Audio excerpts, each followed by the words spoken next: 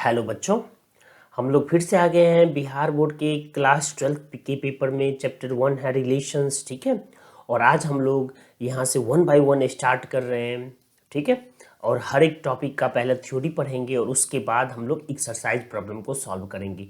तो चलो बिना टाइम गवाए और सीधा स्टार्ट होते हैं और सीधा देखते हैं कि आज हमें क्या पढ़ना है। तो आज हम लोग पढ़ने जा रहे हैं types of relation on a set. क्या पढ़ेंगे? Types of relation on a set, ठीक है। और देखो, ऑन अ सेट का क्या मतलब, यहाँ पे एक सेट दे रखा होगा और उसी सेट से हम लोग रिलेशन बनाएंगे। लेकिन इससे पहले हम लोग क्या पढ़ते थे क्लास 11 में? तो types of relation on set A and B, ठीक है। तो ये क्या था? Cartesian product of two sets, ठीक है, ए एंड बी। तो देखो, आज हम लोग जो पढ़ने जा रहे हैं ये है इम्पिटी रिलेशन, ठीक है, इम्पिटी रिलेशन। अब आपके मन में आ रहा होगा ना इम्पिटी रिलेशन का क्या मतलब। तो इम्पिटी का मतलब होता है बिल्कुल खाली, यानी कुछ भी ना हो, और रिलेशन पता है ये संबंध, ठीक है। तो इम्पिटी रिलेशन क्या है? तो देखो, कोई भी रिलेशन जो हमने 11th क्लास में पढ़ा है कि कोई भी रिलेशन हो आर, ठीक है, तो ये हमेशा बिलोंग करता है। ये क्या होता है? हमेशा बिलोंग करता है। अगर दो सेट का है तो ए क्रॉस बी, यानी Cartesian product of two sets, ठीक है। और सिर्फ सेट दे रखा है एक, तो यही बिलोंग करेगा, R belongs to A cross A, A cross A. और हमने इसे नाम दिया था सेल्फ कार्टेशियन प्रोडक्ट, जैसा कि आपने पिछले क्लास में पढ़ा था। और क्लास 12th में हम लोग सिर्फ और सिर्फ इसी के बारे में पढ़ने वाले, यानी सेल्फ कार्टेशियन प्रोडक्ट के बारे में। तो सबसे पहले हम लोग क्या करेंगे? डेफिनेशन बनाएंगे। तो इम्पिटी रिलेशन क्या है?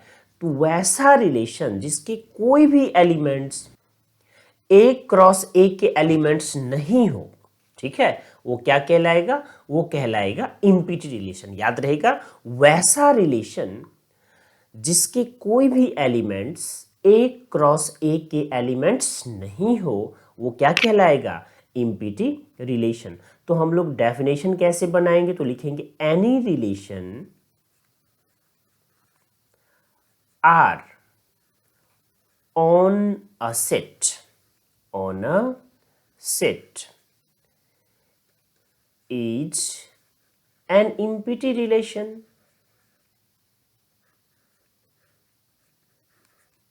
Empty relation, ठीक है, if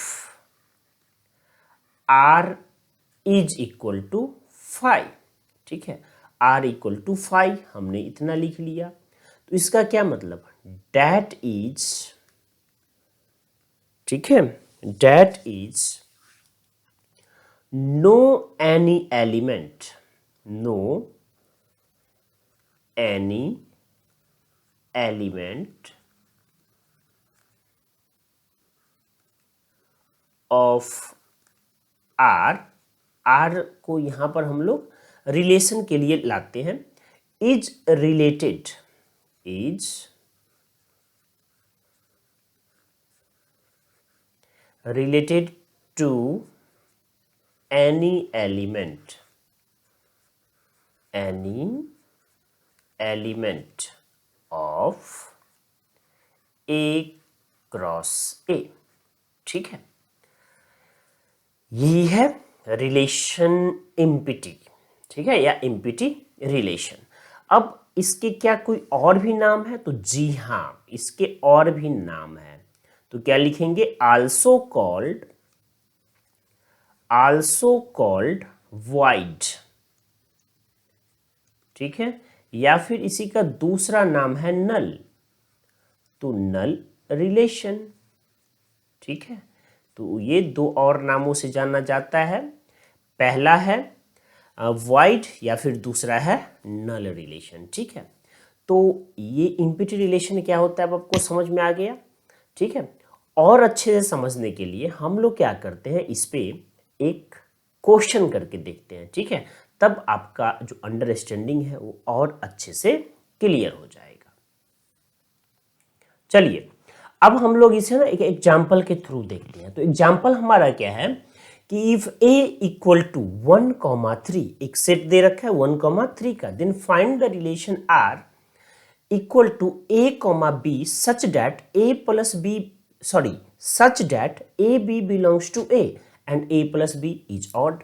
अब देखो यहां पे क्या कह रहा है, एक रिलेशन दे रखा है और आपसे पूछा जा रहा है कि रिलेशन के टर्म एंड कंडीशन क्या है। तो रिलेशन में दो टर्म एंड कंडीशन है कि पहला a and b belongs to a, यानी a और b दोनों कहां से बिलोंग करे, पहले सेट से, और दूसरा क्या है, a plus b is odd, यानी a और b क्या होने चाहिए, ऑड नंबर। ठीक है, तो हम लोगों ने अभी जस्ट पढ़ा है ना कि रिलेशन का क्या मतलब, रिलेशन को हम लोग डिनोट करते हैं कैपिटल आर से, और क्या लिखा है, R belongs to A cross A, या हम ऐसे भी बोल सकते हैं कि R is a subset of A cross A.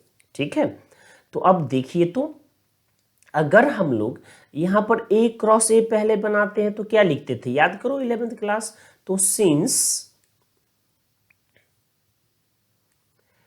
A cross ए, अब देखिए ये क्या बन जाएगा, तो इसे लिख लेंगे 1,3 क्रॉस 1,3।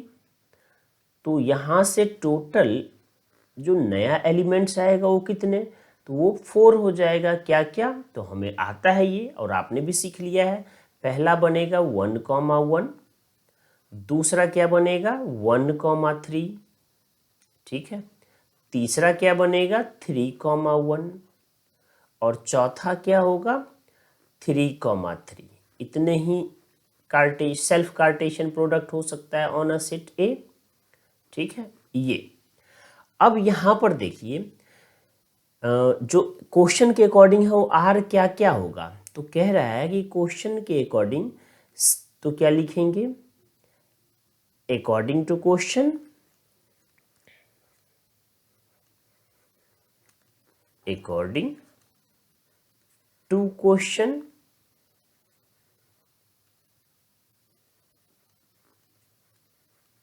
ठीक है, अकॉर्डिंग टू क्वेश्चन क्या है, तो देखो आर इज इक्वल टू, यहां पे दे रखा है, क्या दे रखा है, तो ए कॉमा बी, ठीक है, such that A comma B belongs to A and A plus B is odd. ठीक है, इज ऑड, इतना।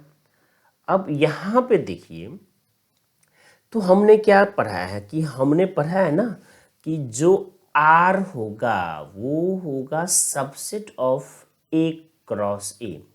Are is a subset of A cross A, पहला तो ये है। अब ए क्रॉस ए में जितने एलिमेंट्स हैं सबको चेक कर लेते हैं, तो क्या लिखेंगे, जल्दी जल्दी बताओ।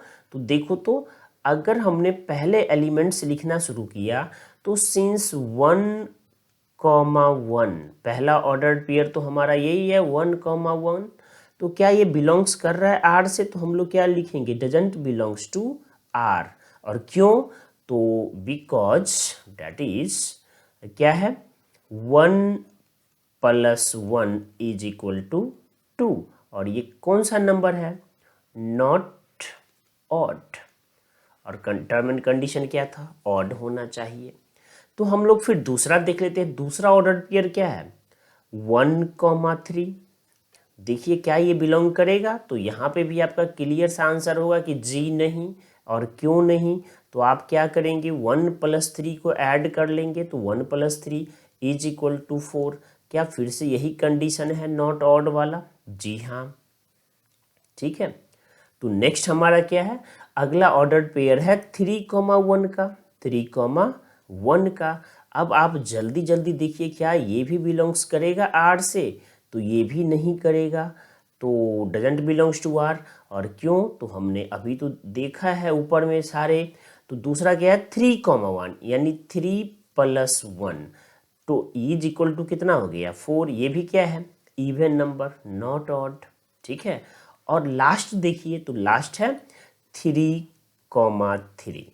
अब ये जो 3,3 है क्या ये बिलोंग करेगा? तो जी नहीं, ये भी बिलोंग नहीं करेगा। तो क्या लिखेंगे, क्यों नहीं करेगा, वो भी कारण यहाँ पे मेंशन कर लेते हैं। तो 3 + 3 = 6, और 6 क्या है, इवन नंबर, नॉट ऑड। तो देखिए यहाँ पे कोई भी ऐसा ऑर्डर्ड पेयर है जिसका सम ऑड के बराबर हो? जी नहीं। तो यहाँ से क्या लिखेंगे, यानी ये जो दे रखा था ना R = A, such that A, B belongs to A and A + B = B is odd। तो ये क्या हो जाएगा, इनमें से जितने ऑर्डर्ड पेयर बनेंगे उसमें से कोई भी यहाँ इस कंडीशन को सेटिस्फाई नहीं कर रहा है, का मतलब 5। तो यही क्या है, एम्प्टी सेट। तो यहाँ पे क्या लिख लेंगे, देयरफॉर R = 5। और जैसे ही ये R = 5 आ जाए तो हमने क्या पढ़ा है, एम्प्टी रिलेशन। तो ये कैसा रिलेशन है, एम्प्टी रिलेशन। तो अब जल्दी जल्दी सोच के बताओ कि 10 क्वेश्चन करने के बजाय क्या आपको ये अगर समझ में आ गया है तो क्यों हम लोग 10 क्वेश्चन करें, हमारी तो कहानी ख़त्म है। तो क्या आपने एम्प्टी रिलेशन सीख लिया? जी हाँ।